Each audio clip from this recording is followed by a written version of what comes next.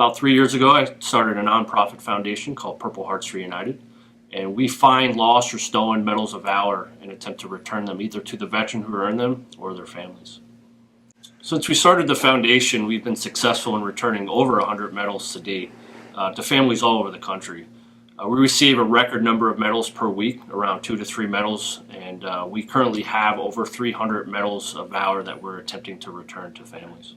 If anyone out there has one of these medals that they've discovered and they're looking to return it, they can obviously contact us, as well as obtaining information about their own families. If there's an uncle, a grandfather, or father that you just always wondered about in his service in the military, please reach out to us. We have the abilities to dig into their records and paint the picture for you and provide that information that could bring a family together. What kind of reactions do you get from families after you've been able to reunite them with the lost medals? It's very emotional. This medal, specifically the Purple Heart, which symbolizes a soldier who lost his life in some cases or shed his blood, it's the last tangible item that a family would ever receive. They cherished it in its own spiritual way. It became the veteran. So to be reunited with that medal 65 years later is very emotional. It often brings families back together again and brings closures to families' lives. Some families are very private. They just like the medals to be sent to them direct in the mail, and we respect that. Some families, however, want a ceremony. They want a chance to honor their loved one. Free of charge, we get not only the Purple Heart frame, but all of his medals that he would have been entitled to. Beautiful frames, and then we travel to their hometowns to conduct these ceremonies.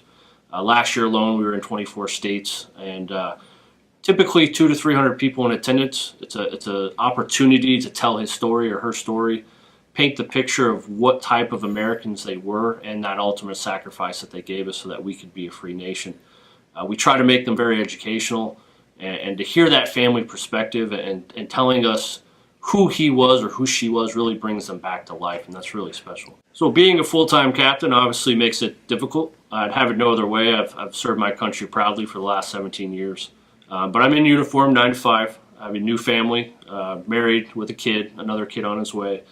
So I do the fatherly thing when I get home from work, and then I dedicate 2 to 3 hours a night to researching. These returns are conducted on leave or on weekends, so it's a lot of time away from the family. We also do this a lot on our own finances. Each return costs roughly around $1,200. So we rely heavily on good Americans out there that understand the cause and what needs to be done to return these medals. And because of them, we're able to return these medals across the country. And you had mentioned yesterday that you might be interested in some volunteers in Vermont who could help out.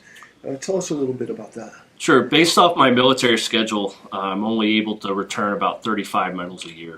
I'm really looking to expand. Based off the number of medals we receive a year, we could use some help. I'm looking for 2 to 3 retired military veterans that have experience with public speaking, physically able to travel, and we'd like to use them to basically return more medals within a year. Our ultimate goal is to receive 100 medals within a year to return all 100 medals that year.